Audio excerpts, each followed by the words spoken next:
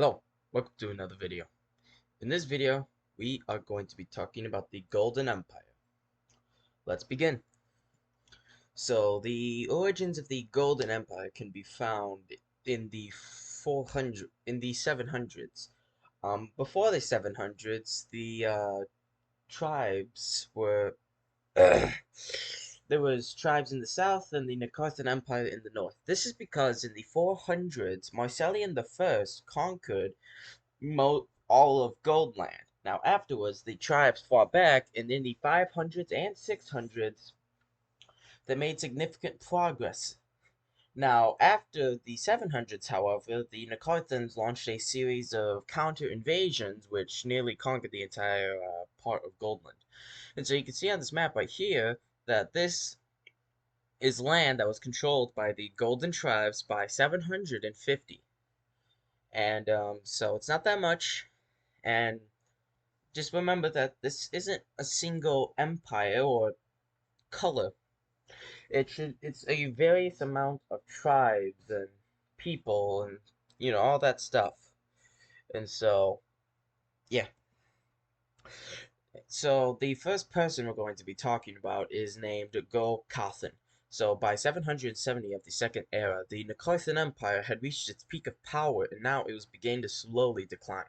Around this time, Cathan took the throne. His first 10 years of his reign were focused on conquering his neighbors and setting up the Kingdom of Goldland. He went on to wage a series of wars against the Nakarthan Empire and relied on raiding and guerrilla tactics in order to defeat the Nakarthans. Now, eventually, the Nakarthans sent in 300,000 soldiers into Goldland and saw them annihilated in the Battle of Pliza, which allowed for the Kingdom of Goldland to quickly sweep through most of Goldland. Now, the reason why the Nakarthans lost this battle is because number one, the Kingdom of Goldland actually had more than the Nakarthans. Number two, the Nakarthans were dealing with a lot of issues with their logistics, while the Kingdom of Goldland had largely dealt with them. Number three, the Nakarthan Empire had many problems going on, so they only could send 300,000. And there was a variety of other reasons, but those are some of the main three. So, eventually, in 801 of the Second Era, the Treaty of Gonzo was signed, which allowed for the Kingdom of Goldland to take most of Goldland, while the Nakarthans held some forts and trading cities. It was also said that the local Nakarthan rulers were also ruling Goldland for their overlords, which were both Nakarthans and the Kingdom of Goldland. So basically, what this means is that you can see in this light gray, these were the lands that were left in Goldland that were controlled by the Nakarthans. The rulers of these places had to take an oath of loyalty to not only the Nakarthans, but also to the Kingdom of Goldland. Now, the reason why the Nakarthans accepted this is because they had much more pressing issues going on at home, and they felt that a good trade deal with a powerful kingdom could help solidify trade. However, Cathan soon died in 806, which basically turned his kingdom into a bunch of feuding tribes who were fighting each other for power and dominance. So during the 810s up until the 840s, there was there was a series of several tribes that dominated the region. There was the Hijavian tribe, the Melziki tribe, and the Shaziki tribe. The Shaziki tribe had held the city of South Gold and eventually became the dominant tribe. During the 830s and 40s, the Shaziki tribe did a series of conquests, which eventually landed them into uniting with the rest of the Golden Tribes for the second time. This time, they were placed under a much more centralized and powerful government. And then, in 856 of the Second Era, the king of Goldland, Etuva, declared himself the Emperor of the Golden Land, starting the Golden Empire. So the reason why the Nakarthans didn't invade is because they really couldn't at this point. You see, this is a time for the Nakarthans undergoing a massive period of decline. And so you're going to see the the Golden Empire take advantage of this and rip away many of its former territories. So at the beginning of the Golden Empire, the emperors looked towards the remaining Nakarthan outposts located in Goldland. The opportunity to do this would arrive in 880 of the Second Era, when the Nakarthans pulled out their forces from Goldland to deal with rebellions across their empire, specifically an Algamorn revolt which was calling for independence. Taking advantage of this, Emperor Zhej I invaded the remaining Nakarthan outposts and managed to conquer all of them within a period of 7 months. The Nakarthans simply allowed them to take the territory because they were focused on other things, and Goldland was united, which hadn't happened for a while. Now, another reason why the Nakarthans just simply let them do it is because they felt that trade would be much more beneficial than a long, expensive war.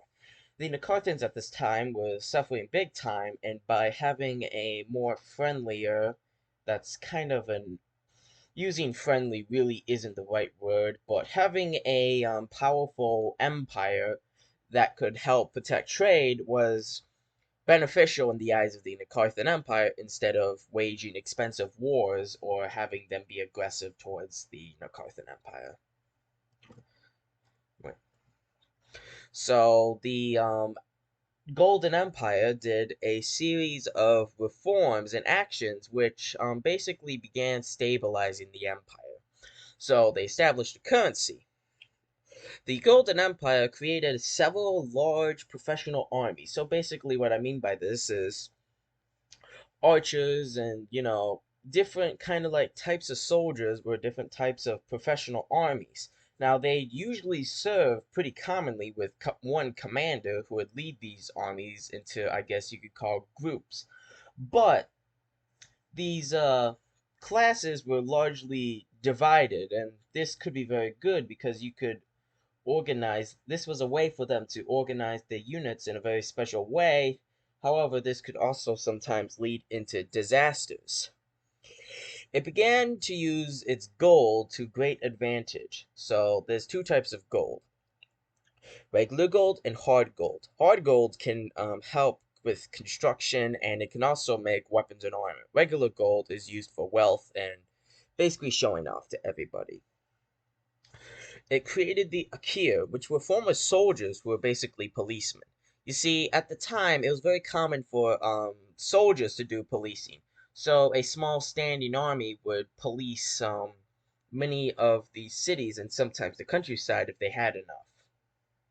Now, this was expensive because soldiers are expensive, and by having the Akir, who would basically be paid a lot less than soldiers, and would be generally given less gear, or they'd have to fund it themselves, it was much more easy. It was much easier to fund it. Also, basically, the Akir, most Akir actually had to gather their own weapons. There were some exceptions, like if you were somebody who is homeless or broke, then they might give you some basic tools. But otherwise, if you already had your own set of armor and stuff, they generally would just let you use that. So it finalized succession laws, which before them really varied depending on location and tribe and etc. Basically, the eldest son always takes over, and the eldest daughter takes over if there is no sons, and that's really it.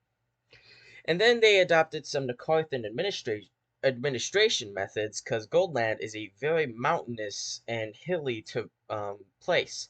And so by adopting some of these methods, which worked for certain periods of time in the Nakarthan Empire, it really helped them administrate their own lands, Goldland. So one major issue that the new Gold sorry, one major issue that the new Golden Empire faced was bandits and marauders, which attacked its merchants frequently. This severely weakened the potential of Goldland's merchants to make wealth for themselves and thus for the empire, and so in 939, the Golden Emperor Zhej III decided to do something about it. Many of these marauders and bandits attacked to the east from the Timberlands, where it was hard to track them. So Zhej demanded that the king of the Timberlands, Etrevian, demanded that he deal with these bandits. He refused, and so Zhej invaded. Zhej won and managed to get Etrevian to deal with the bandits plus pay an annual tribute. Now afterwards, in 949, the treaty was broken by Etrevian's son, Mare Scoundrel. It's thus Jesh launched the second invasion. Jesh the Third launched a second invasion. This time, he managed to conquer all of the Timberlands, taking direct parts of the west while having loose vassal states that were loyal to him more towards the east. So after the conquest of the Timberlands, Jesh II sought to expand his empire to protect Goldland, and for various reasons. So, taking advantage of the Nakarthan Empire, which was suffering from the Catanic Guard crisis, Jesh III launched an invasion into Nakarthan-controlled Anaduga in 905. In 955 of the Second Era, and Anaduga is right here. The Nakarthans decided to attack him, and this resulted in the Battle of Morvar's Field, where the Nakarthans were defeated. In 960, 4 years after the battle, the Nakarthans ceded Anaduga to the Golden Empire. And you can see on this map that the Golden Empire at this point is starting to get quite big. So during this period of time, it's good to note that the political situation was very inventive. You had reigns like Jesh III, which were long and saw a period of massive expansion. However, most emperors either left, abdicated, got killed, or old by the time they took the throne, and thus leaving the empire to have many emperors at once. Luckily, the emperors often appointed people who are known as the Sheikua to do much of the ruling while the emperors themselves couldn't rule. It was common that Sheikua in the Golden Empire actually had a lot more power than the emperors, and who kept the empire stable. In fact, a new emperor couldn't actually remove Sheikua for 5 years after the beginning of his reign. Sometimes it actually was 10, depending on the period of time. This also gave a reason for Sheikua to kill the emperor, as killing an emperor would basically prevent the new one from taking over, and he could control the new one, and yada yada yada. So, whilst the political situation was tense, at the time it really didn't do much. However, for the future, you can kind of see kind of some of the things that would directly lead to its eventual collapse. So, with the empire having conquered vast swaths of territory, this brought with it many new people, which allowed for a massive increase of the taxable population. And with the reforms and relative stability of the empire, trade flourished inside the borders. The Golden Empire often used gold to build many luxurious items, and hard gold, which comes in two ways, either natural or man-made, was often used for building buildings like lavish palaces, which were alongside many other materials, or even hubs for people to trade with each other, which were often decorated with goods from across the empire. And so you can see that by the conquests and the laws that they've established, that now the empire is basically getting on its feet and growing. So in 1022 of the Second Era, the Golden Emperor Yanisuvia died. After his death, there was a period of time in which the nobles of the empire began to assassinate one another. Tensions quickly raised, and for 2 years it looked like a war was coming. But then the Sheikua at the time, Izevmine, would come up with a compromise. Izevmine. In exchange for some concessions to the nobility, the nobles would agree to a foreign emperor coming to power. This was none other than Menuvo of the kingdom of Sunmor, who would soon take over, and which would unite the kingdom of Sunmor and the Golden Empire after Menuvo's father died. Afterwards, a series of conquests eventually led to the 1078 Treaty of Gonzo, which allowed for the Golden Empire to basically conquer a great deal of territory east to their empire. By the end of the Second Era, the Golden Empire was in its peak of power, and so you can see on this picture right here what that looks like.